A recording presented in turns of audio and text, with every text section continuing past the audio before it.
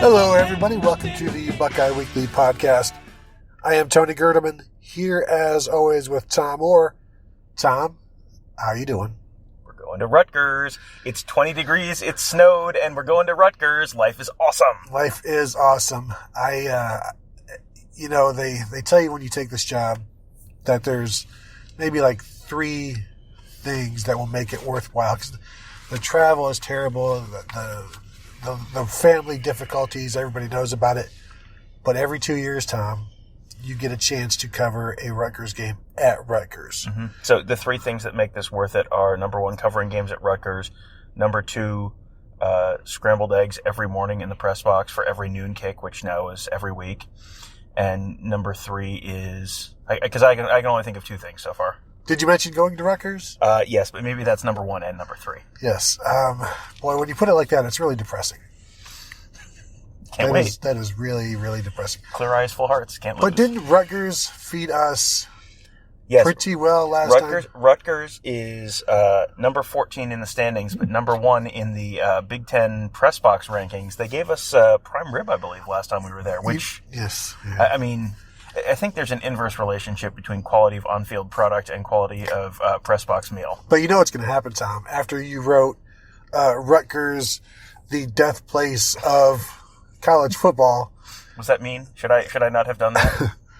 But they're going to be like, in that meal line, there's going to be a picture of you, and it's going to be like, do not serve this man. Mm-hmm. And so I'm going to be like, not in line with you, first of all. I'm not going to be associated with you. We're going to have to go to different entrances, or just I'll go in later than you or something, because they might have where they take you into a different line, mm-hmm. and you'd be like, why is he going into the back room? And then we never see you again. I have to correct you on 2 things. Okay. There. Number 1, this is New Jersey. This is my territory. So we're going to be standing on line there, not in line. Okay. And anyone there will correct you and your foolish use of English. Number 2, I believe we have not gotten our credentials yet, but I believe I'm going to be credentialed as a photographer, which means I'm going to just, I don't think I get prime rib as a photographer. I think I'm down like in the photo bunker, and it's like, you know how they give horses like those oat bags? Yeah. I assume that's what photographers get. You will get sub-prime rib. Yes. Yes, it's going to be, yes, and then they're going to sell credit default swaps based on the prime rib and the sub-prime rib, and then the economy will crater anyway. So Rutgers. Yes. This is Rutgers week. We talked to Ryan Day, Kevin Wilson, Chris Chugunov, New Jersey native, mm-hmm. backup quarterback. And fantastic interview. He's great. And he went longer than I think just about anybody else. Josh Myers is always great. DaVon Hamilton, spelled with a capital V. Spelled capital D-A, capital V-O-N, DaVon. We finally got clarification on that, Tom, and he is a 5th-year senior, so it only took 4.5 years for the OSU beat to get on the same page on how to correctly spell the name of a starter, and probably at least all Big Ten player this year, at least. I'm disappointed. Like, yeah. He won't be all Big Ten because he's not a defensive end, and it's you just vote for. They just do the 4. They don't clarify between defensive ends or defensive tackles, but I mean he's awesome. We talk about him every week. He should be all Big Ten. He has been the only player to be a champion every single game on the team this year, but on a defense that is the number 1 defense in the league, arguably the number 1 defense in the country. Mm-hmm. I mean, outside of Chase Young, on a defense with Chase Young and Jeff Okudah, that's pretty good company to be traveling in. Yep, Jeff Okudah was the other guy that we talked to today. So it was pretty full day. We're getting a little bit of a late start, actually, with this podcast because there were so many people to talk to. And anytime you talk to Kevin Wilson, things go a little bit longer mm-hmm. anyway mm-hmm. because he's always great and he always has a lot to say, and it's always fun talking to him. But let's start with Ryan Day, who probably went about 20 minutes before the first person asked a Rutgers question, I think. At least, yeah.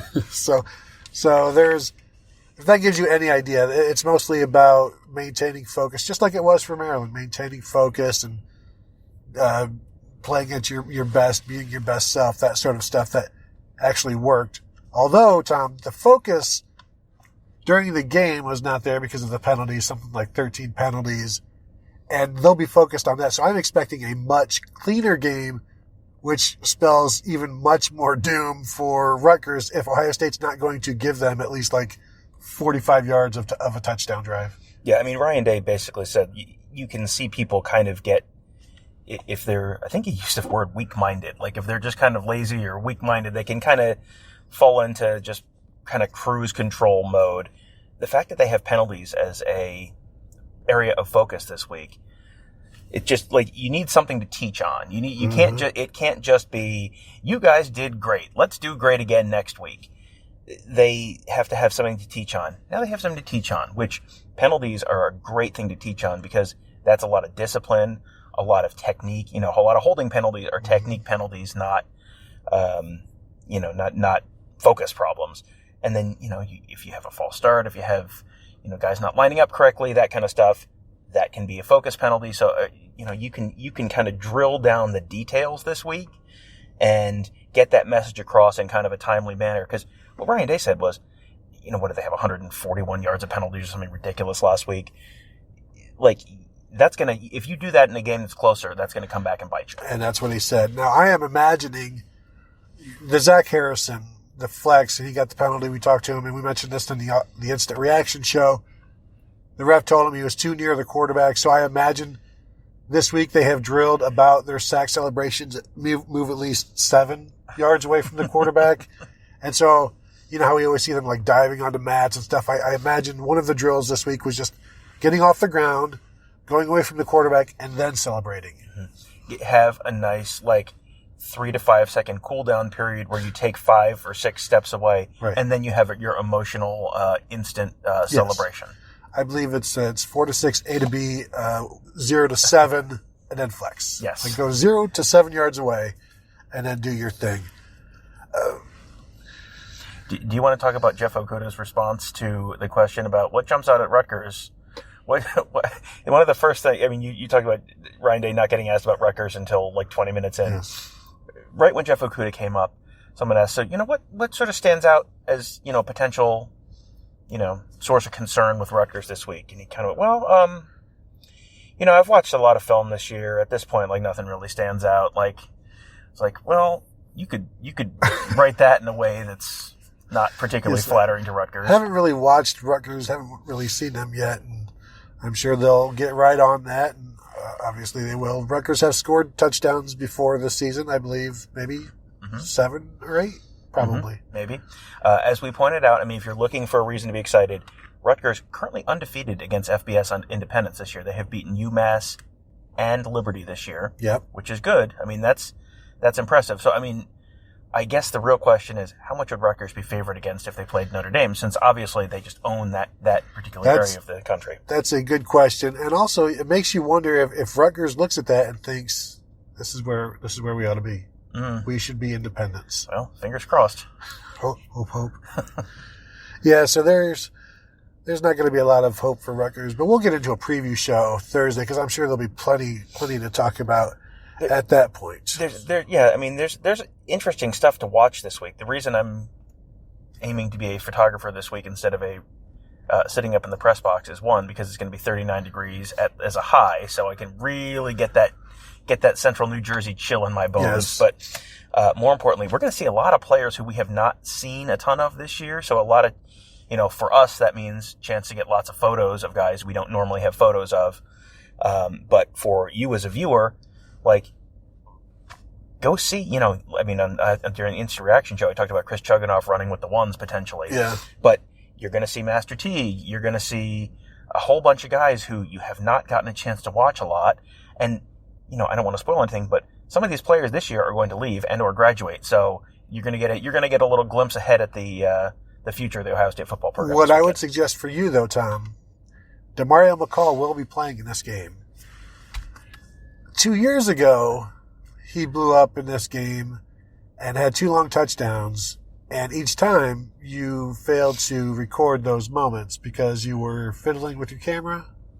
I thought we had decided on Saturday that you had broken the curse of Demario McCall by correctly recording a Demario McCall touchdown. So therefore the curse had been broken. No? So I'm just saying, just make sure you are ready and because there's going to be some opportunities for Demario McCall in that fourth quarter. Chris Chugunov said he's looking forward to this game, not just because he's from New Jersey and because he's trying to scrounge around 70-odd tickets for family and friends, and the number keeps growing.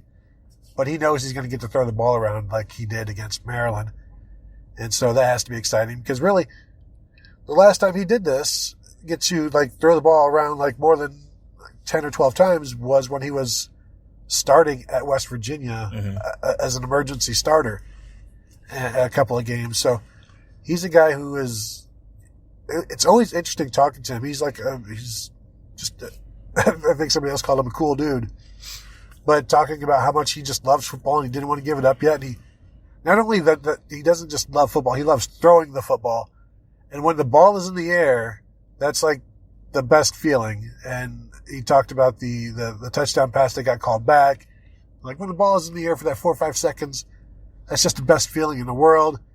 Josh Myers talks about the best feeling in the world being when he's blocking somebody and another guy's next to him and then the running back comes flying past him. That's the best feeling in the world.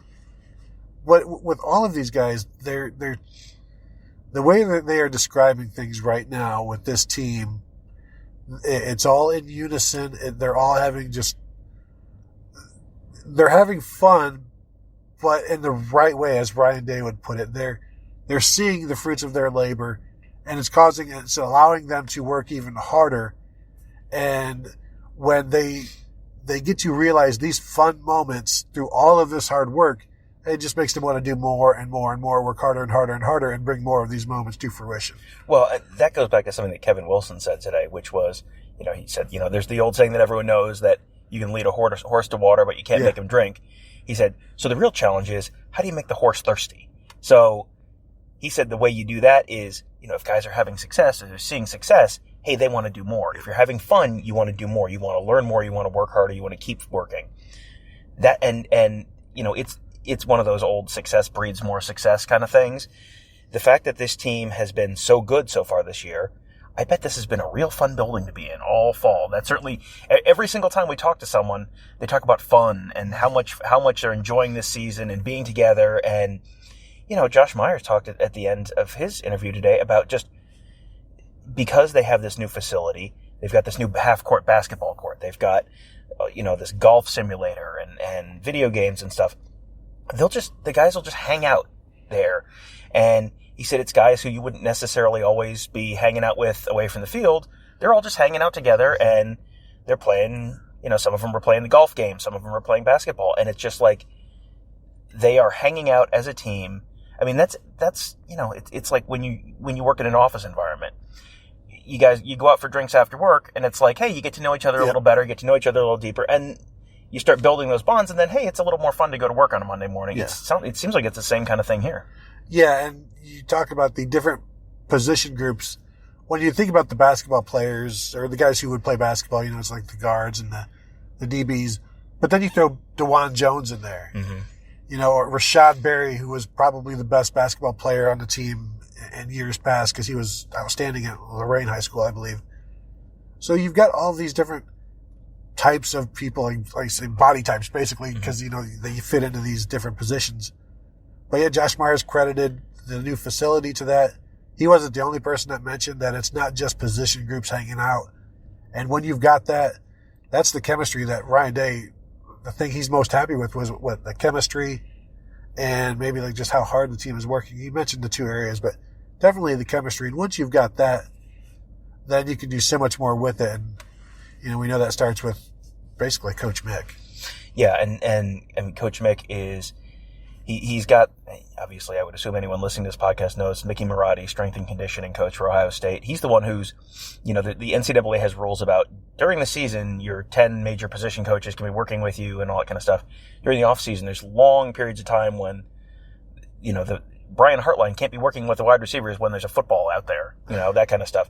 So they kind of turn the keys over to Mickey Marotti during the offseason. So he is in charge of sort of the culture of the program during that offseason.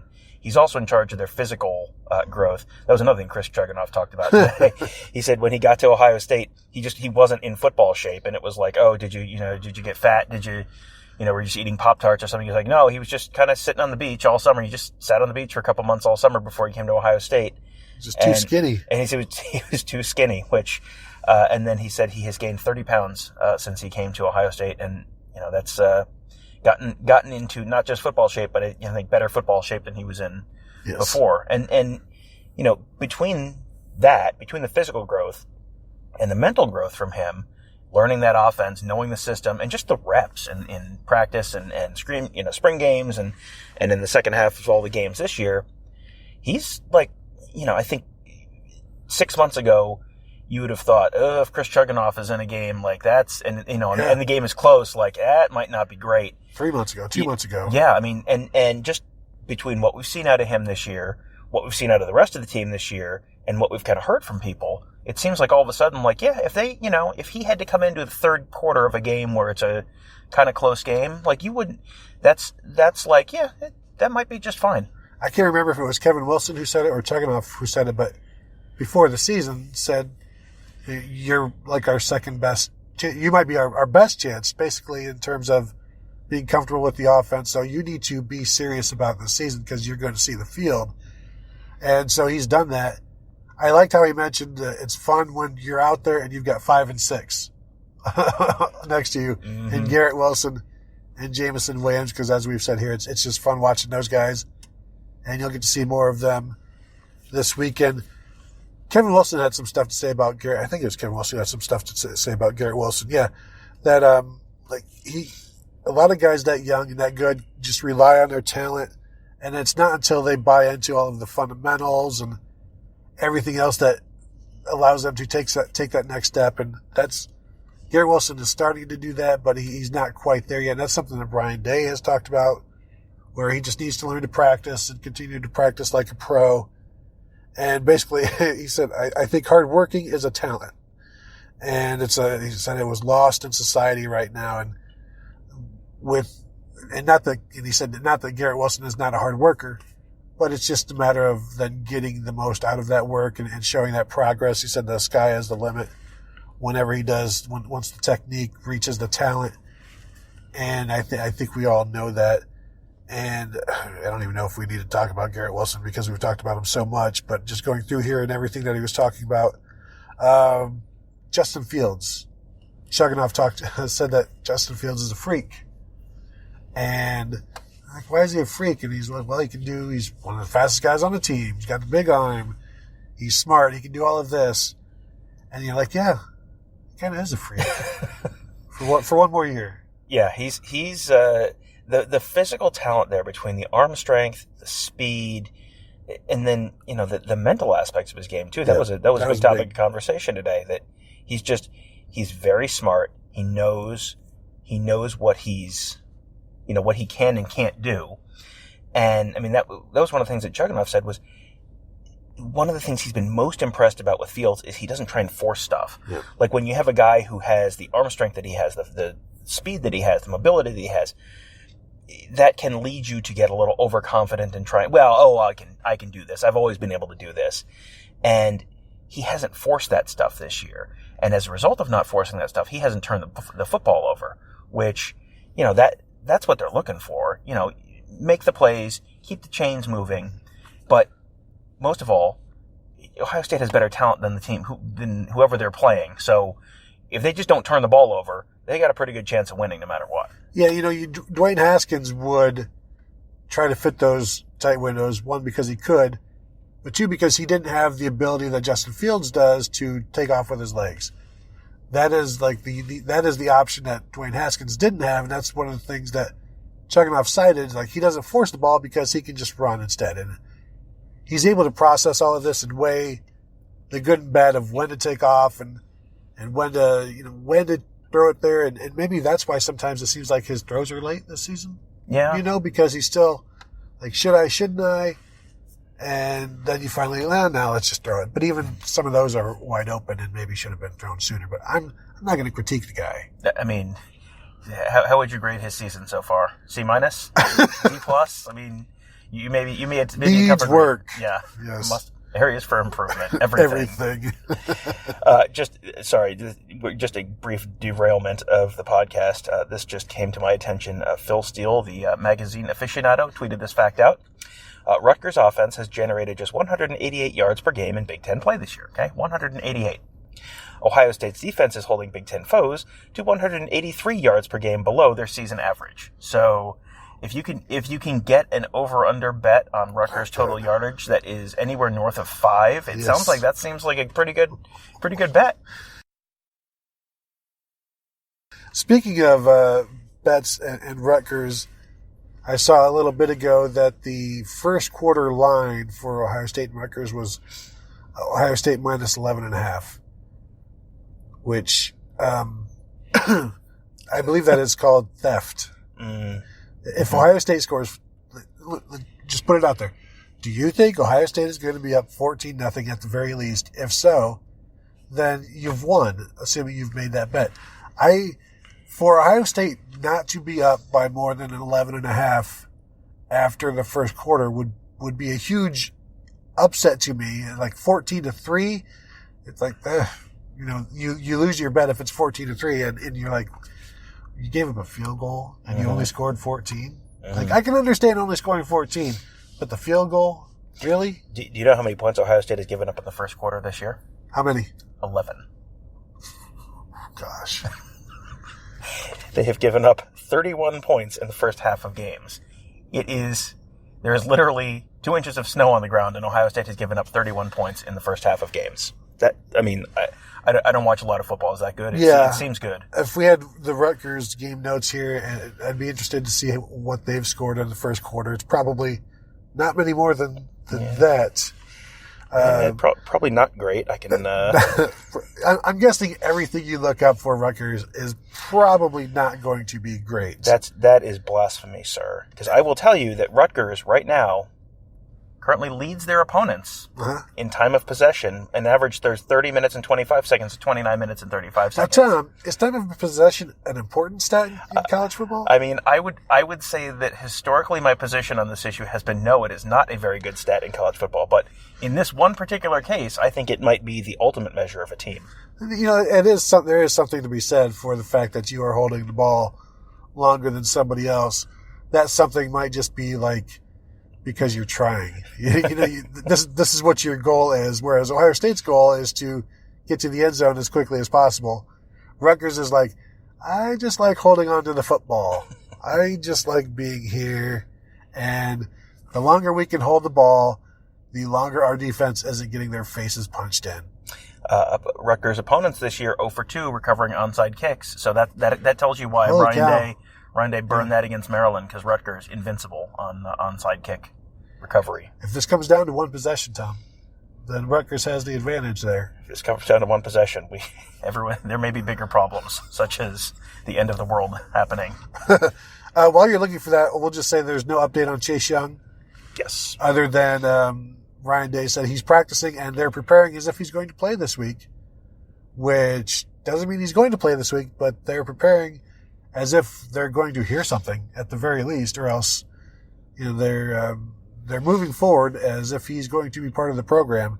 So I guess that is good for the Buckeyes. Yeah, I mean, that was one of those things where it was like, yeah, he said it, and it was like, oh, that's kind of interesting that they're, I wonder if that means anything. It was like, no, probably not. They're going to, because they don't know, they'll assume that they get him back, and if they don't get him back, they've got other guys in there. So, it's that was kind of no news is no news today. But we didn't get a firm answer on when they expect to have an answer, but I would assume that you kind of have to have some kind of a decision by the end of this week. Otherwise, if it's still a limbo, that's a little bit of a decision anyway. If they find out like Friday, like the news dump Friday 5 p.m.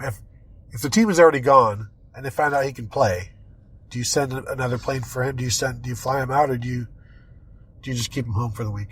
I would assume that they have to find out before that. They may not release it until that point, but I would assume you almost have to have a decision by noon or something on Friday, because I don't know exactly when they fly out. It's usually kind of mid to late afternoon, I think. So. You know what we're going to have to do? Stakeout at the Rickenbacker. Mm-hmm. Is that we're going to be staking out the Rickenbacker on Friday afternoon while we're already on the way to New Jersey? Yes. We'll send Caroline. There you go. Yeah, to just wait there and see if you see Chase Young getting onto a plane. Yeah, I can't. I love driving to Rutgers. That's going to be fun. Did you get that first quarter score yet? No, Rutgers does not have that on their football. Why would they? Well, I mean, that's a stat that I think Ohio State might be a little prouder of than Rutgers is. Let's ixnay on the Earth's quarter fay. There is a tab on here called superlatives, which I'm kind of. Oh, really? Now I'm intrigued. Mm-hmm. What could it possibly be? Individual game highs, longest passes.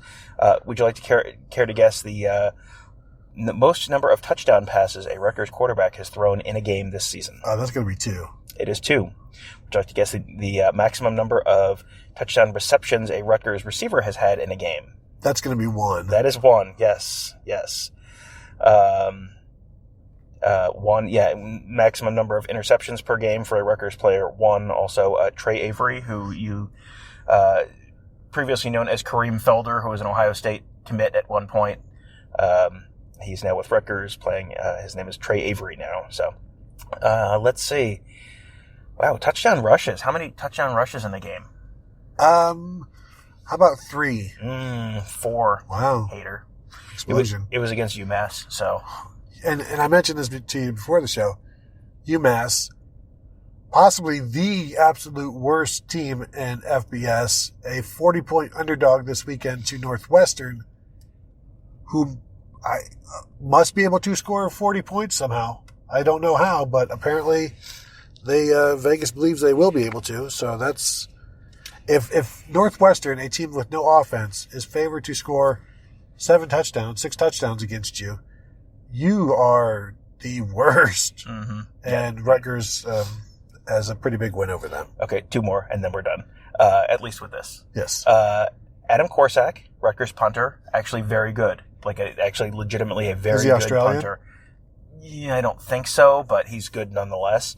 There was one week that the BTN in slow-mo for Rutgers was him punting, which was, I mean, if you needed an encapsulation of the whole Rutgers and the Big Ten experience, that's right up there. Most number of punts per game for him, and I will tell you, the hint is he's done it twice. Oh, I will say you get about 13 possessions in a game, but teams are scoring a bunch on them, so I'll say 13. Oh, 10. Dang. 10 punts. 10 punts, he's done that twice. And think about the fact that Drew Chrisman last week against Maryland punted twice. And last one, longest punt of the year from Adam Korsak. I'll go 64 yards. 69 yards? Nice. Yes, that's it. 60 guesses. So that's a great Rutgers breakdown. That'll be the last time we talk about them. There is going to be some Rutgers stories in terms of with Jonah Jackson, transferred from Rutgers to Ohio State, integrated himself tremendously well, and Josh Myers said that's not easy for a guy to do coming in looking for a starting job, because a lot of those guys, if they don't do it the right way, they're not going to be accepted, and that was really never seemed to be the case with Jonah Jackson. I thought it was interesting when Josh Myers said that Jonah Jackson has gotten used to winning, but they had to explain to him before the season or at some point prior to now how it is, what's it like winning, how to react to it, and you're imagining Jonah Jackson after the first big win as a baby deer, getting his legs going. Is this how you do it? Is this how you win a game that you shouldn't? And you don't even think about that, but the poor guy here at Ohio State now, 9-0, number 1, soon to be number 2 in the team in the country. We could talk about that in a sec, but you wonder. You mentioned maybe this on the forum, or you responded to it, we saw the reaction to Keandre Jones after the game against Maryland. You wonder what the reaction is going to be with Jonah Jackson seeing all of his former guys. Will there be the same line? And I'm sure he's looking forward to seeing a bunch of guys, and you'd think they'd be happy for him because they've been where he is. Yeah, I would think so. I mean, I would imagine the most common reaction is going to be take me with you. But, going back to like the Nebraska game, after the Nebraska game, there was a tight end on the Nebraska team who had played from Rutgers and transferred from Rutgers after last year. He and Jonah Jackson sought each other out, big hug. I got a picture of the two of them together on the field. I would assume, Jonah Jackson was a captain at Rutgers. He was a very well-respected player there, team leader there. I can't imagine anyone there is like really going to begrudge him. Like, I don't understand. Why would you leave this wonderful place to go play for, a nondescript non-entity like Ohio State football? Flyover state. I can't imagine. I mean, other than beach proximity, I don't think that there's a lot that you can objectively put in Rutgers' column if you were going to compare these two. And that's only if you don't count Alum Creek, which, maybe. That's true. Maybe. I would assume he's probably going to get a pretty warm reaction. I think players probably, if you and I understand, and the listeners probably understand why he did it, I'm going to guess that the players who he shared a career with, he went through, he graduated there. It wasn't like he didn't do he did his time there. He served his time. Now he's out, and now he's, operating a fishing boat with Red in say Wataneo. Do you remember the name? I do. Ryan Day. I asked him if he had heard about or seen Don Brown's comments that Michigan is working on Ohio State daily or weekly, and that Ohio State's offense better be careful. And he was kind of like, huh. And I was like, have you heard about that? And he's like, no. I'm like, and I said, would you like to make a comment? Mm-hmm. And I believe he said, no. So I tried. Yeah. And now he's aware of it. And, I'm going to guess at some point, once they shift their focus away from Rutgers. Right. Then I should have asked Kevin Wilson, because he would have said something, but I don't know that he would have said anything about that. Yeah. That will I'm sure be brought up. They seem to be aware of the general concept of Michigan in this building, and seems to be something of a focus around here, around these parts. So that'll be brought up at some point in the future if it hasn't already. Before we call it a day, Tom, the college football playoff rankings will be released Tuesday night. We are both expecting, I believe, LSU to be number 1. Correct. Ohio State to be number 2. Yes. Clemson to be number 3. Yes. And somebody to be number 4, probably Alabama, certainly Alabama. Probably Alabama, because, you may have heard this time last week that, hey, if Alabama loses the game to LSU, yes, that would be it. They would be out of the college football. Out. Now, in fact, are they out now? Strangely, it seems that they are in fact not out. Oh. And in fact, some of the same players that these players in the national media who discussed that last week have now changed their minds. Oh. So I'm going to read you your tweet 6 days ago. If Alabama loses Saturday, I think they're out. Kirk Herbstreit. My tweet immediately last week, 6 days ago. This goes against literally everything every single CFP committee up until now has done, and also goes against literally everything Herbstreit was saying 5 seconds after an Alabama loss this weekend. This week, 1 day ago, Kirk Herbstreit said yesterday on College Game Day that I felt Alabama had to win or they would be out. Well, I was wrong. Not that they should still be in the top 4 this week, but when you start to rank teams this week 4 to 9, easy to see Bama will be in the discussion if they win out. My response, 1 day ago. Wow, this is such a shock. There was simply no way to ever see this coming. I can't believe it. I have never been so surprised in all my days. To foresee such a thing would have been simply impossible. Why, I never. Now, Gerd, my question to you. Mm-hmm. Let us say, hypothetically, that Nick Saban had his hand up what medical professionals would refer to as Kirk Herbstreit's patootie, and was actually making Kirk Herbstreit's mouth move as a puppet. How would what Kirk Herbstreit said last week and this week have been any different? Well, he would probably been like, Alabama should still be in. Kirk Herbstreit, Nick Saban doesn't seem like the I type. Right? He does the I eats. Mm-hmm. Also, maybe like Kirk would have a Diet Coca-Cola bottle and a Dasani bottle in front of him. Mm-hmm. But there'd be no difference. Yes, if you were hypothetically, if Nick Saban was simply controlling Kirk Herbstreit's mouth, and no one is making such a suggestion that such a thing was happening. Of course not. But if he was, and it was a motivational thing before the game, and to up the stakes, and it seems like that's a lot like what you would have said. Well, and the thing is, with Alabama, they have beaten nobody. Minnesota at 17 was there because they had played nobody. Minnesota finally beats somebody better than anybody Alabama has beaten. Mm-hmm. There are some people who believe Minnesota should be 4. I don't expect that to happen. They would eventually get there if they win out, but they would have to also beat Ohio State in order to. But they could get to 4 without beating Ohio State if they, go 12-0 maybe. It's what Alabama has done. They've had some blowout wins. They've given up a lot of points. What they have done best this season is wear the Alabama uniform. Yes. Well, I mean, Peter Burns from ESPN basically tweeted that on Tuesday morning that, you can't look at Alabama and some of the other teams that are around them and conclude that Alabama is not better than everyone around them. I mean, everyone knows Alabama's better than them. And it's like, well, at that point, why play the season? You can just decide the playoff field before the year because everyone knows. Let's see. Here's his exact tweet. Just because you were sick of Alabama doesn't mean they aren't one of the 4 best teams in college football. Most deserving, no, but you are lying to yourself if you would take Baylor, Minnesota, Oregon, Utah, Oklahoma, or Penn State over them if your life savings were on the line. So that's fine. Alabama wins games by 39-52, 24-42, 28-19, 22-41, and lost the number 1 team in the country by 5 when the quarterback is at 75% or best. That's fine. You know who else won a whole bunch of games by huge margins a couple years ago? UCF. Congratulations, Alabama. You're UCF now. Good job.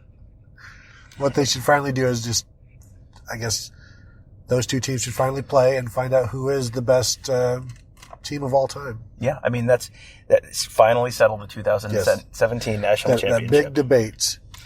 Yeah, it's one of those things where the context for this debate changes every year based on which side you're on, and it's who has the best wins, who has the best overall game control, who has the best resume. Yep. Alabama's best win, again, there's 3 inches of snow on the ground in Columbus, Ohio. Alabama's best win is against an unranked Texas A&M, and they gave up like 28 points to Texas A&M. They gave up almost as many points to Texas A&M as Arkansas did. I mean, you can say that they're great, but 2015 Ohio State was a great team. Everyone knew Ohio State was a great team. Of course they were a great team. Did they get in? No, because they lost a game and they didn't have great wins throughout the year. So, ta-da. There you go. I do believe they would be bypassed by a 1-loss Oregon or a 1-loss Oklahoma as conference champs. I feel better about the Pac-12 than being over Alabama. I don't feel good about that happening, like the 1 loss happening, because you can't rely on the Pac-12 to do anything correctly. Mm-hmm. Oklahoma, you don't know. Oklahoma has to play Baylor potentially twice. So if they split those 2 games, Baylor's got 1 loss and, maybe they get in, but 2-loss Oklahoma's not getting in. The thing is, they'd have a better win than a Baylor Big 12 champion would have a better win than anything Alabama has. Alabama's best win is going to be Auburn. If they beat Auburn. Who will have 4 losses by that point. Right. And still be ranked like 22 or something. That's just because the SEC is extremely good. Yes, that's exactly right. Before we go, Josh Myers talked about Monday victory meal. Yes.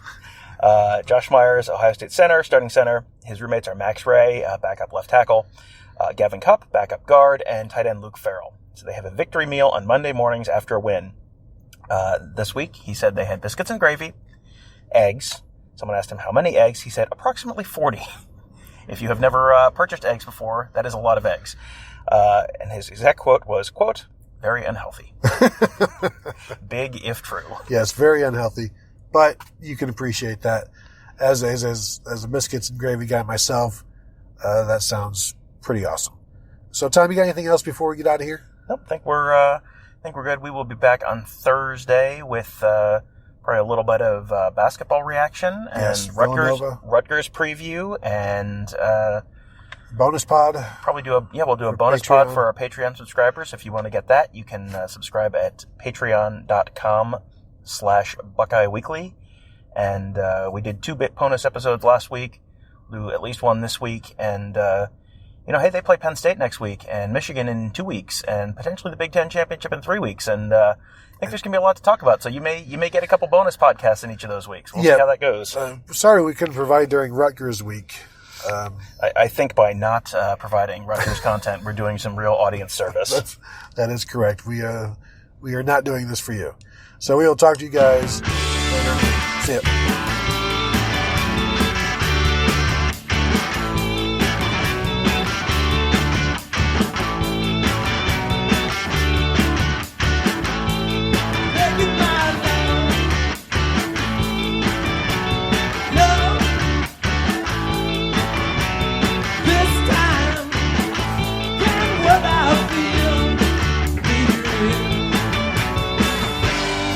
Well, she threw away the motel key.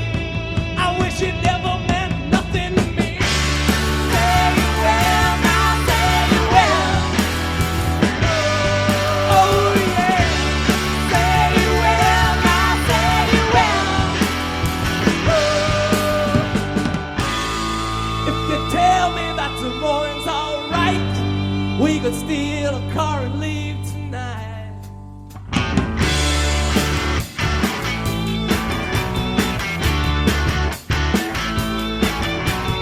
Midnight, porch light. I had to see you 'cause I know things just haven't been right. This feeling's getting stronger. I can't take it any longer. Say it well, now say it well. Oh yeah. Say it well, now say it well. If you tell me that tomorrow's alright.